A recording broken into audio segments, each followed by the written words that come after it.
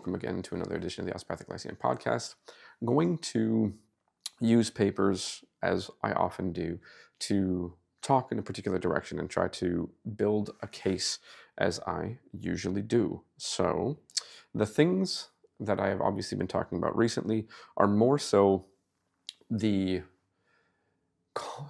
concerns that I have with the formal format of evidence-based medicine. I've also talked in the past about the concept of critical thinking.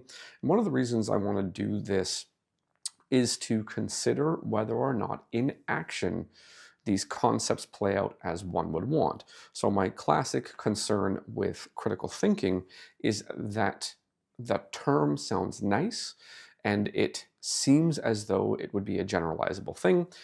However, when you scroll through evidence, or when you even look at the inception of the term, first of all, the inception, there was no evidence that it was a thing. Subsequently, there's been a lot of ink spilled about it, as if it were a thing, primarily by philosophers.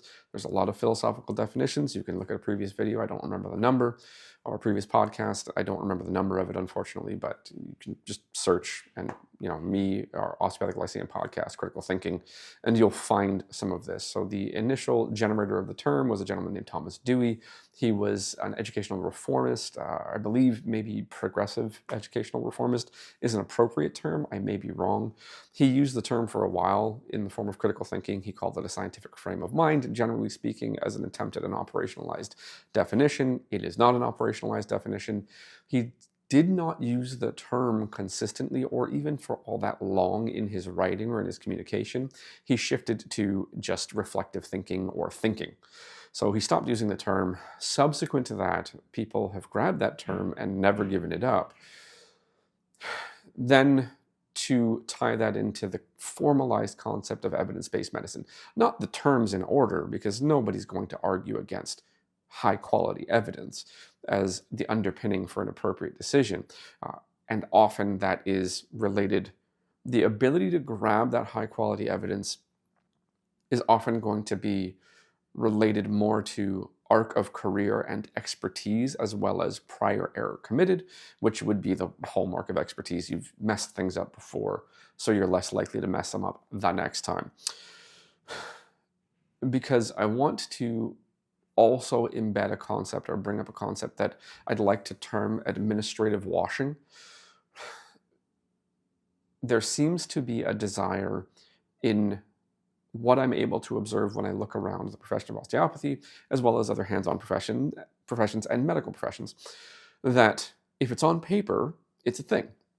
It's not. Just because something's on paper doesn't mean it's a thing, and just because something's on paper to guide practice doesn't mean it's the most appropriate thing. Essentially what it can do is it can, when done inappropriately, put barriers on exploration and decision-making that could save lives, but because people are bound up in licensure and rules, if they don't follow those rules, they could lose their license. Therefore, they have to consider self-preservation under extreme circumstances before they would consider the outcome of the patient, which isn't going to happen often, but it's a possibility of a set of circumstances like that. So trying to tie it in, things that are written on paper are assumed by those in administrative roles as the real things, or even those things that people do in good faith in the form of sexy terms, or terms that sound like they make sense when strung together, as if that's going to do something.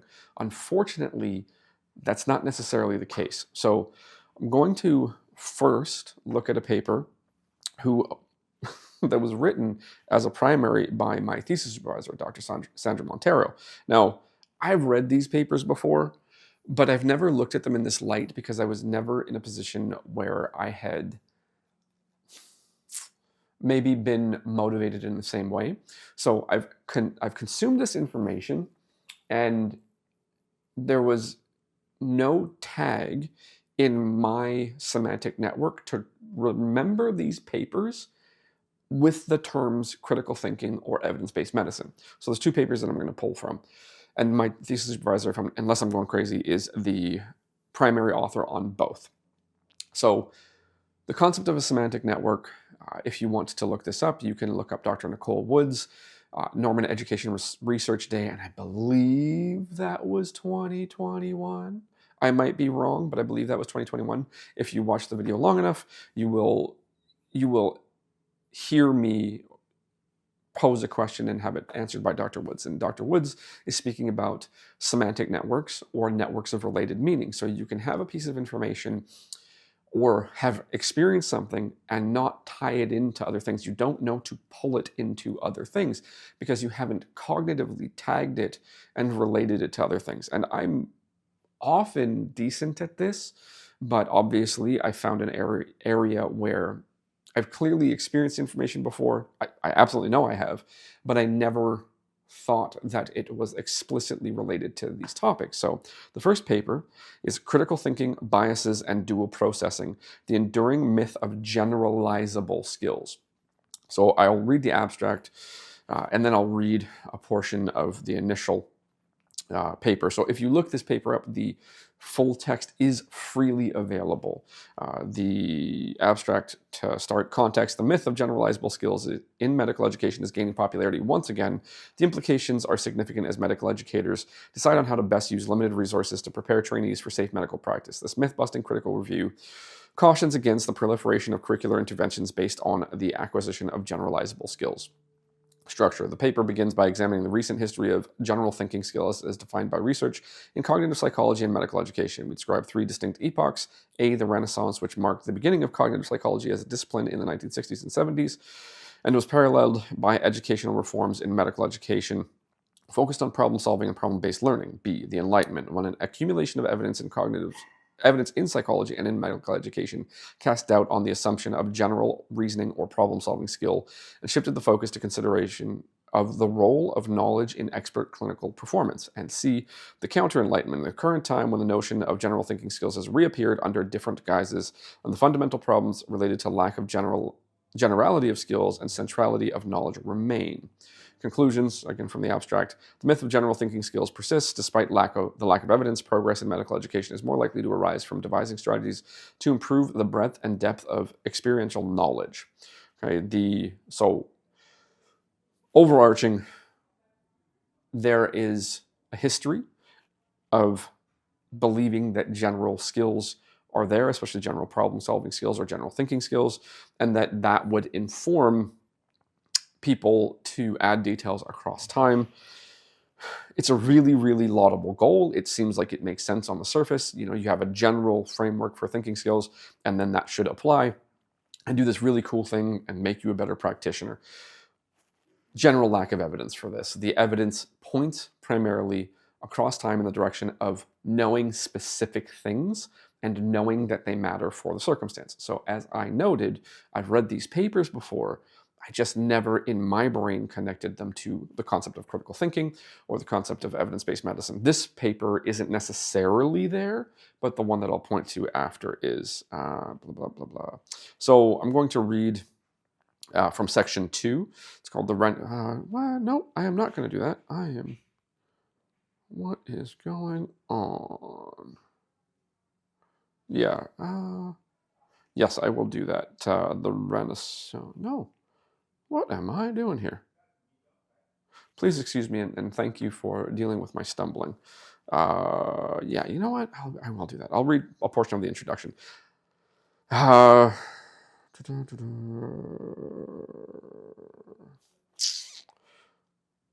So this is further down in the introduction. Not surprisingly, the noble idea that teaching and learning should be about thinking, not knowledge, is not unique to medicine.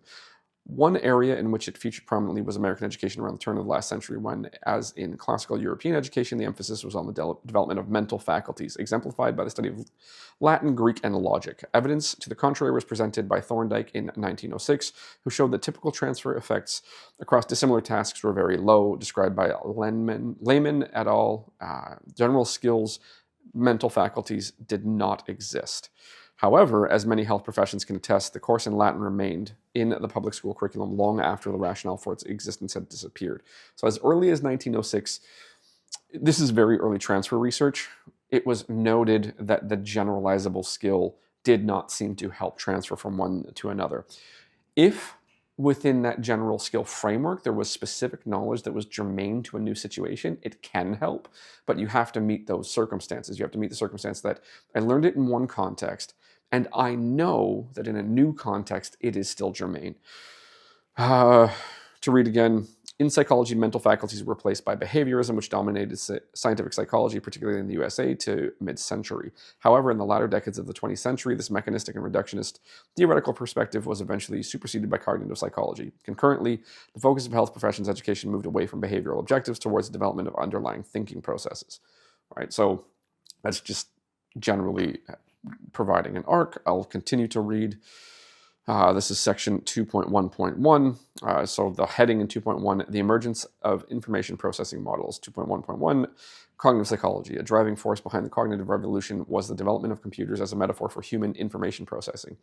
Early forays into the machine as a metaphor in the mind. A metaphor of the mind led to research in artificial intelligence, such as Newell and Simon's general problem solver, the name says it all, based on the premise that human and machine problem solving was a matter of adopting general strategies that could then be mobilized with specific knowledge bases to solve problems. The lay literature was permeated by numerous content-free strategies, brainstorming, lateral thinking, synectics that purported to lead to large increases in problem solving and creativity, but did not. We now know that the metaphor was taken too literally. Human minds do not work the same way as computers.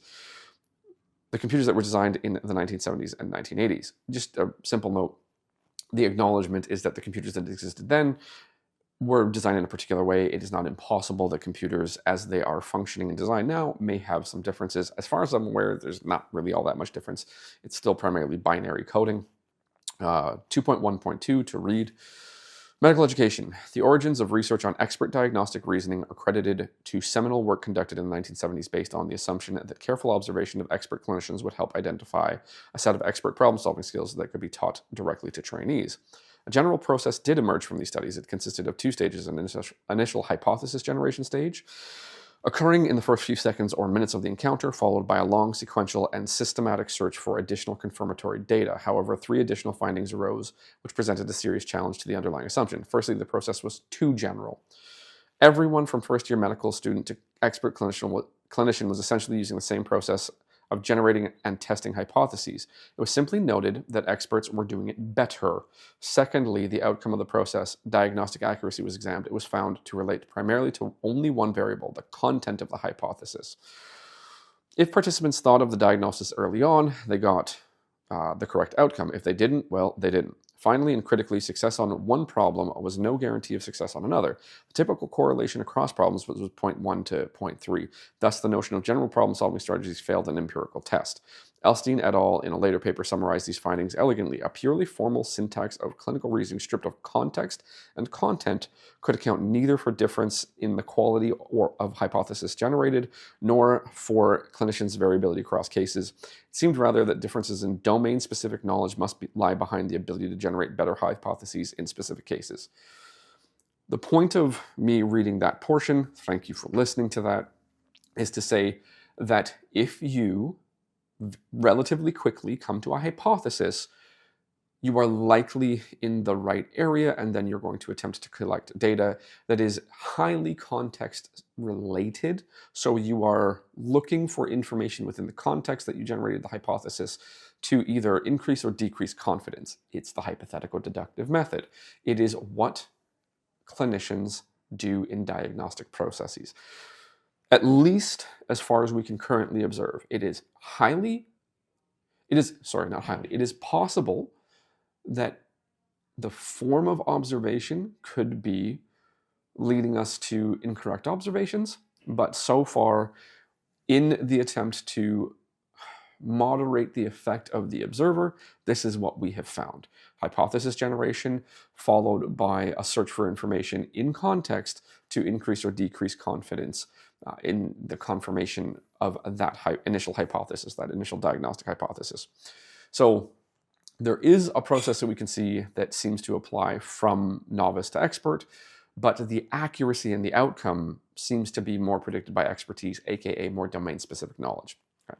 So if you can acknowledge that, then you can start to acknowledge that this generalizable critical thinking thing is not operationalizable or operationalizable, maybe to put a different emphasis on a different syllable.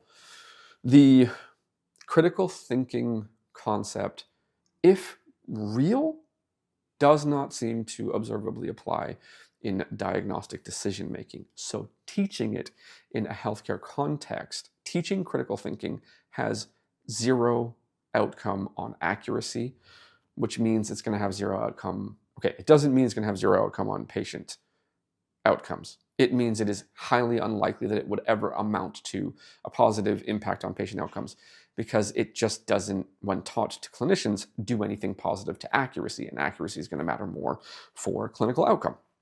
Okay, I'm going to shift over to another paper.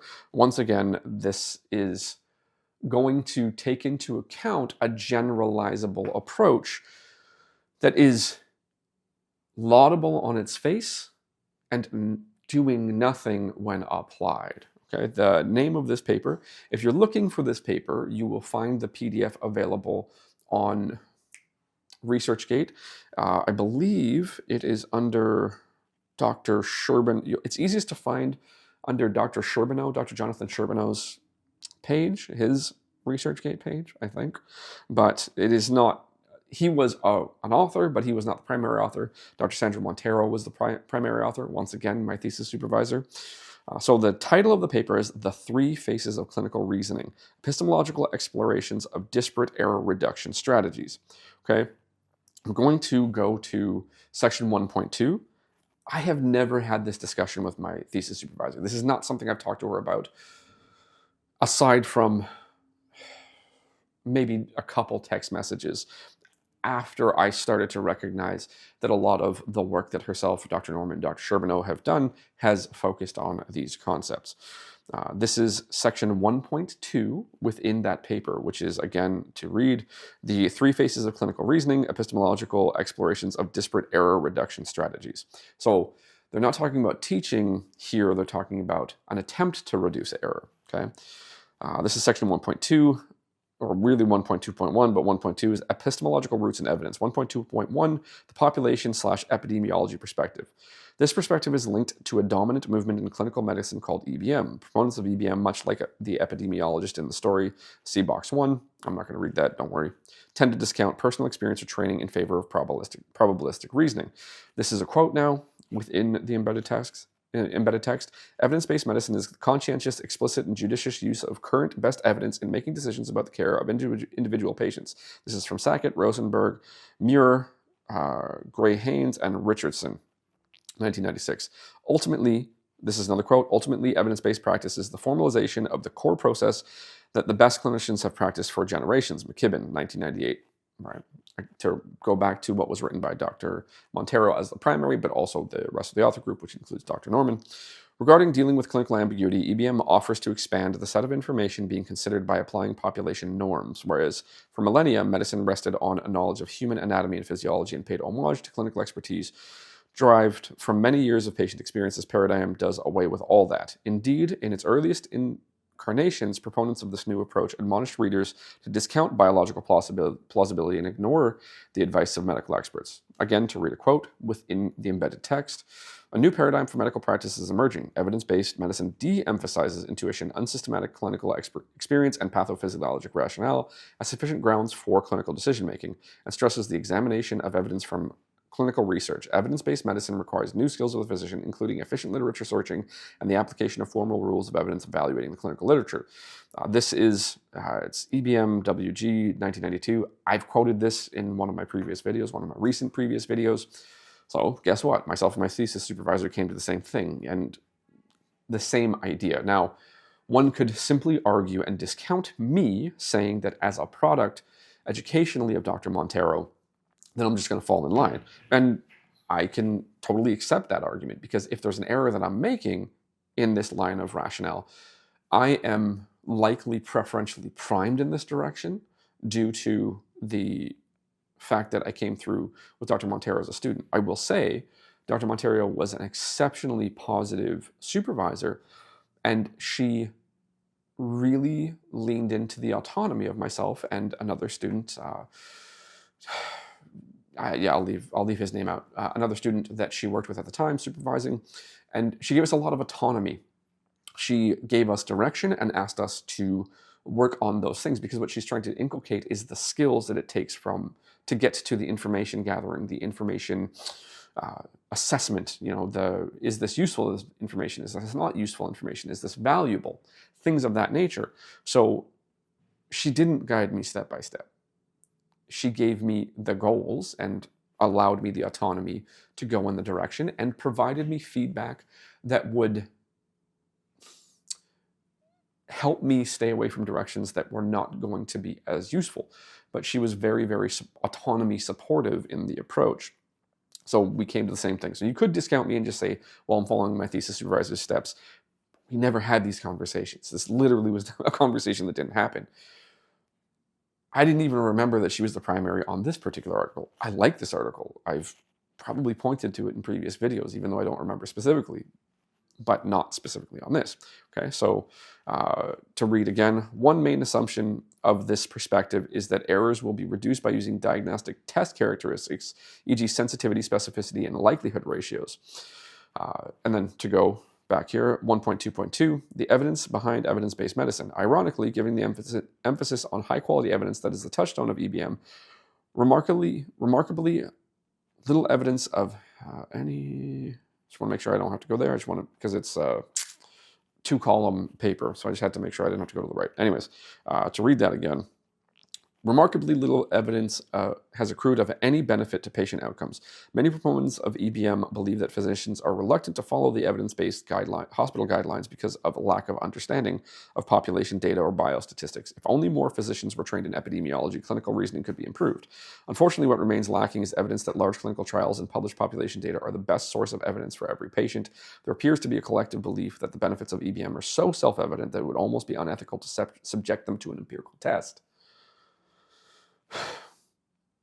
Same concept that I've said. You have to assume that patient level or population level data will properly apply to the patient. Sometimes it does, sometimes it doesn't. The EBM proponent would argue that the sometimes that it doesn't is where clinical expertise comes in.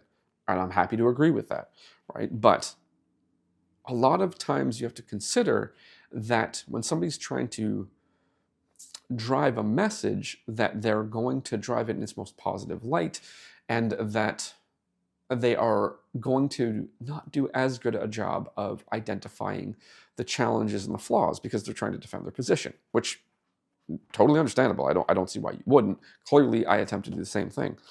I hope that I attempt to do the same thing observably in a way that shows the possible errors and that I know where they live. Maybe I succeed, maybe I don't. This is an embedded quote, so I'll read the embedded quote. Few would disown the EBM hypothesis providing evidence-based clinical interventions will result in better outcomes for patients on average than providing non-evidence-based interventions. This remains hypothetical only because, as a general proposition, it cannot be proved empirically, but anyone in medicine today who does not believe it is in the wrong business. Riley, 2004. If you believe in the scientific method at all, falsifiability is highly central. If you say something in this quote, this remains hypothetical only because, as a general proposition, it can not be proved empirically. That, if you believe in evidence-based medicine, and one of the defenses of evidence-based medicine is that it can't be proved empirically, then on its face, you have to throw this movement out. I don't say that you have to throw the movement out. I say that if that's a central claim, which I don't know that it is, but if that's embedded, at least any defense that comes from the rest of the paper that this is quoted from, Riley 2004, there's nothing there. There's no meat there because it has denied the falsifiability of a hypothesis, right? A hypothesis centrally benefits, I will not say that it requires, but it benefits from the principle of falsifiability. If your hypothesis or your prediction can't be falsified, then it's kind of useless because it can't be proven. So if I can't prove it wrong, I can't prove it right. So that's an interesting thing to say. to go back to read again. A simple argument against the population epidemiology approach is the growing literature recognizing the value of clinical intuition. However, a stronger case against EBM in general can be built by examining whether the principles of Bayes' theorem apply to clinical reasoning and practice. So this is going to talk about some math and Bayesian statistics or Bayesian probability. Okay. Where we go. We focus on Bayes' theorem as it is a common consideration in the EBM literature. Fundamentally, Bayes' theorem requires three values: pretest, probability, sensitivity, and specificity. While the mathematical logic behind Bayes' theorem is sound, its application to clinical reasoning is flawed because there are not a finite set of considerations, and the patient rarely matches up to a population with a known base rate. Few circumstances exist where the required information based on evidence is available. Sensitivity and specificity variables may be objectively derived values from many diagnostic tests, but the pretest probability is essentially a gestalt of the clinician. While base rates derived from population data may be useful estimates of pretest probability in a screening situation where no individuating information is available, the pretest probability for a diagnostic test is inevitably arrived at subjectively based on the accumulation of evidence from the history and physical and possibly earlier diagnostic tests, because such probabilities are simply not available for the myriad possible combinations of demography, family history, clinical features, etc. Okay. So one of the things that may be highly valuable in EBM is the idea of a probabilistic approach. I don't have anything supporting that is something that is consistently advocated for. Right, so I need you to know that I'm not saying that this is present in all presentations of arguments in favor of EBM. But if somebody is suggesting that in clinical reasoning and diagnostic decision making that a Bayesian approach is reasonable, it completely discounts the fact that one of the required pieces of information within Bayes' theorem, the post-test, the pretest, let me say it properly, pretest probability, right? So sensitivity and specificity is actually something you'll see. If you're out there looking at things like orthopedic testing, sensitivity and specificity will be reported, and it's generally not all that good for most orthopedic tests. But it's the pretest probability. So your ability to purposefully and accurately fit your patient into a population for that pretest probability is very difficult, because there are other factors. Just because on one ontological category somebody could be part of one population, on all of the other ontological categories that describe that patient, they may be in no way part of that population. So this is a general statistical problem. Statistical norms and groups are made up of individuals. Individuals contribute a characteristic to the group, but the group never predicts the individual, because there are so many characteristics that are part of that individual that are not considered in generating that group statistic, that the individual is always different from the group, right? Individuals in any group are more different from the group, from one another, than they are from other groups, right? It's just accidental that they're likely going to have more in common with somebody from another group. People are multifactorial. The epidemiological approach relies primarily on the assumption that a group can be created and that information within that group data will apply to you if you happen to fall into that group. And, statistically, yes. But as an individual human being, it's way, way harder to do. And I've discussed this before. So a Bayesian probabilistic approach that will favor epidemiology doesn't really seem to do a damn thing in clinical reasoning and clinical outcomes. So EBM as applied to clinical decision making and some of its assumptions just don't seem to match up. And it doesn't seem to match up with how clinical decision making happens. And the assumptions are faulty, right? So, do I want to go further with that? Do I have to?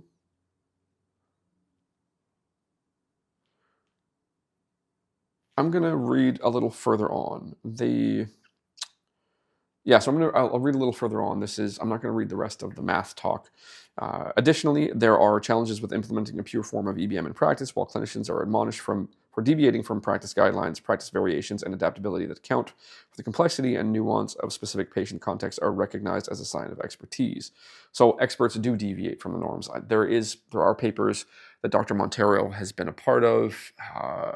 Has she? I actually don't know if Dr. Montero is part of this, but Dr. Sherbino and Dr. Teresa Chan, who is I believe, the dean of the Toronto Metropolitan University School of Medicine that is currently being stood up, have looked at how emergency physicians use clinical decision rules, and experts will deviate from them, right? But that's the sign of expertise, to know when the rule does not apply. The retort from the evidence-based medicine crowd would be that they do have a central role of clinical expertise. Again, I'm going to agree, but it's a big no-duh thing. It's just like, yeah, and what's your point? Like, I don't need a movement for this. I don't need a guideline. I don't need a hierarchy to know that experts will deviate from guidelines and rules when appropriate based on their accrued expertise. I'm going to read again. A different form of criticism of EBM comes from proponents who point to various strategies for ensuring success of EBM. These strategies incorporate recommendations for improving the basis of EBM, improved quality of clinical trials, improved measures of patient safety data, development of tools to evaluate quality of evidence, and a perceived lack of communication between evidence makers, laboratories, researchers, and evidence users, clinician. Perceived lack of communication. So just let's talk about it. I don't know if you know anything about communication. Telling people they should communicate more clearly doesn't seem to impact it much. Even if you provide them with rigid strategies, this is how you communicate, you use these words in this order, or you use this approach, and rigid communication standards. They can work under certain circumstances. There are definitely circumstances where they can work, where everybody is on the exact same page, so you've got to normalize it. But if the communication standard does not include the ability to communicate the unique detail they need to communicate, well, then I can't do it. So unfortunately, there's a lot of edge cases to a lot of things, which is why you want to be very careful how you set up rules and guidelines, because your rules and guidelines, if they're too rigid, they will remove the ability to solve unique problems that will be encountered within those guidelines. You just want to be careful. They often do really good things, but sometimes they stop more important things.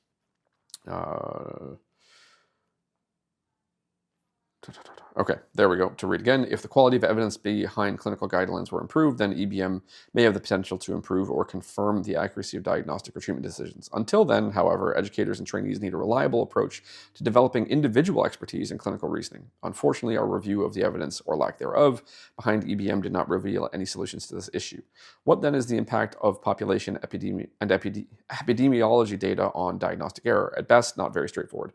Since its inception, EBM has been strongly oriented to a perspective on quality of evidence and its corollary, a hierarchy of research designs from best to worst. I've talked about this. Meta-analysis at the top, RCT, and then all other forms of evidence below that. To read again, although the hierarchy has attracted considerable criticism, it does make some sense when it comes to therapeutic interventions. Clinical trials have likely earned the reputation as the best, or least biased way to evaluate the effectiveness of drug or surgical therapies. However, to date, the role of EBM in diagnostic error reduction appears problematic. Okay, so to roll this back, I acknowledge that when I've read these papers prior, I had no cognitive tag to EBM or critical thinking or generalizable skills. EBM could be argued to be a form of a generalizable skill that, if taught properly and all the research goes properly, that all of a sudden we're going to have all these things and we can prove it because we measured it. If it doesn't line up with how the actual clinical process functions properly and the complexity and variability between patients, if it does not account for that properly, then it cannot function. Like, it's a non-starter. There is no argument in what I presented in these two papers against high-quality evidence. High-quality evidence is exceptionally important. Epidemiological studies have high value because they give you initial reference ranges. They give you left and right bounds. They tell you where to start something, where you can have high confidence that if you start here, you can adjust up or down. Usually, you're going to do as little as possible and then adjust up. That would be the most appropriate way to start things. Critical thinking would be considered to underpin it. You could make the argument, and I am not saying that this is what EBM proponents would agree with. I am saying the argument could be made that clinical expertise could be a stand-in or a synonym for critical thinking skills. But if we consider what we talked about in the first paper, the concept of a critical thinking skill, if it exists anywhere, it's really expert versus novice. The expert's going to be more accurate than the novice, and that's about it. They can use the same strategies, and if they use the same strategies, the expert's just better because they know more. So one of the things you would really would like to do, or would probably benefit from as an educator, is providing more specific knowledge. A generalizable problem-solving schema can be useful. This is where I like a FAR transfer paradigm. However, if the person doesn't know what applies, they won't use it. If the person doesn't have the specific thing that would link them, it's not going to be grabbed. The other deal is that you can prime for FAR transfer to some degree by providing multiple examples of how it looks in action. So this abstract, non-tangible problem-solving scheme, what are multiple ways that it looks? How can I see it? How can I know it's there? How can I apply it? The more examples you provide of the details of how an abstract thing can be applied, the more that people will be able to tag and pull it in and utilize it in a wider variety of circumstances. So it is entirely possible that if you explicitly teach an abstract problem-solving set and then provide more details, or provide multiple examples across time of how it looks and how somebody's applying it well, or how they can improve it, you can then make the argument for that. The challenge with something like EBM, you could argue that it is an abstract problem-solving framework, and that if you teach it with multiple examples across time and explicitly say this is exactly the piece of EBM we're using, and this is what it would look like, and this is another way it would look, and this is another way it would look, that it would then have a positive impact on patient outcome. The challenge is that it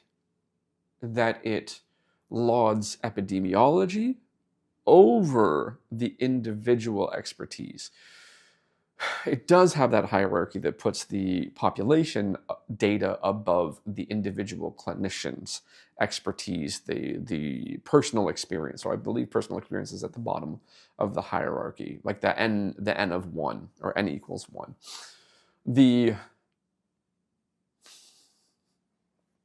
So the challenge with EBM is that it doesn't properly, in its hierarchy, acknowledge the complexity and variability of individuals and the variability between individuals that is probably the most germane to solving the clinical problem, where the population data is a very good place to start. It's very useful, but it is not the end-all be-all.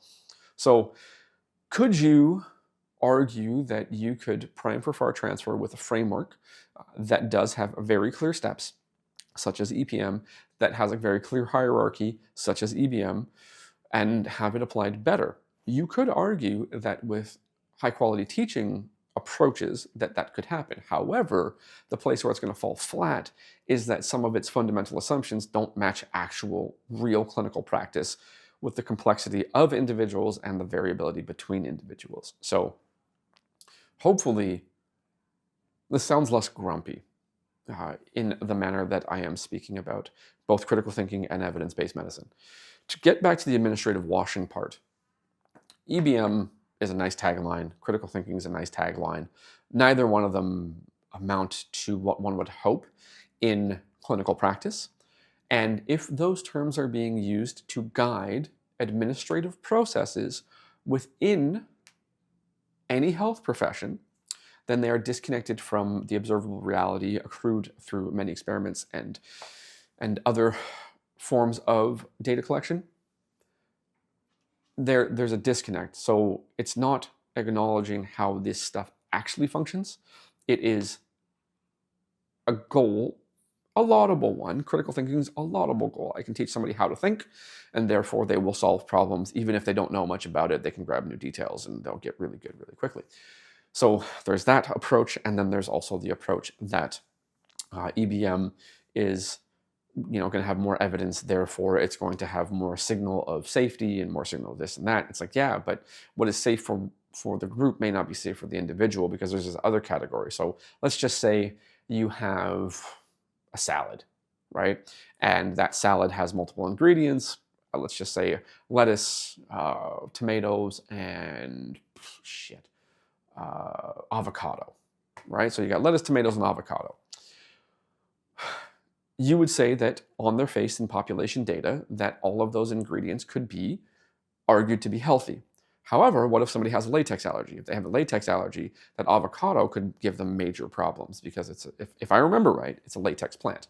So somebody with a latex allergy could be harmed by the population assumption that the ingredients of the salad and then the salad presented as a unit would be healthy for them.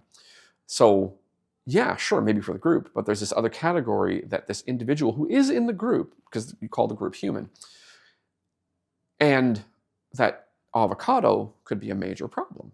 So you could have this thing that comes in a package. It should be good for the group. And if the person, and let's just say the group is human, but there's this other subgroup, aka people with latex allergies, humans with latex allergies, they're not considered. So they hear the group level information, the person making recommendation to them, here's the group level recommendation, and they give them the salad with lettuce, tomato, and avocado, and all of a sudden they have health problems for the thing that should, for the group that they fall into, the human, should be healthy. So you, as an analogy, you can see really, really superficially where you run into problems with these group level recommendations and this group level evidence in application to the messy, variable, complex individual. So you could then see how the marketing, in a positive sense, with no malice, of a concept like EBM could be received well, because the words sound nice, the goals sound nice, the actual reality just doesn't live up to that goal. Same with critical thinking. If you're involved in administrative processes to try to guide both education and practice of hands-on manual therapies, and you are using critical thinking, trying to teach it, you're not understanding how this works. If you're using EBM, you have a laudable goal. You have no malice. You lack the information to know that it's not going to do any of what you want it to do. It's not going to work that way.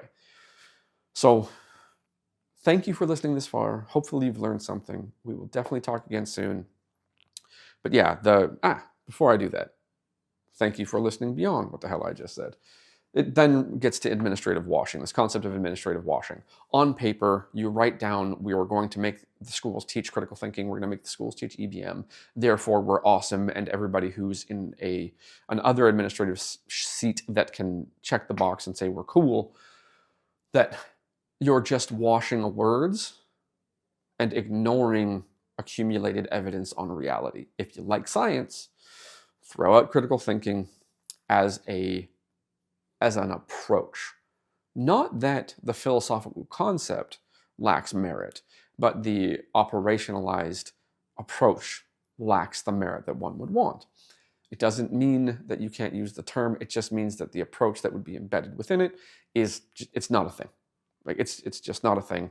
So if you're going to accuse me of saying throw out critical thinking as a teaching method, accusation accepted. If you're going to accuse me of saying that as a teaching method, as something to inculcate in students, that EBM is not going to do what you want it to do and you should throw it out, accusation accepted at this point.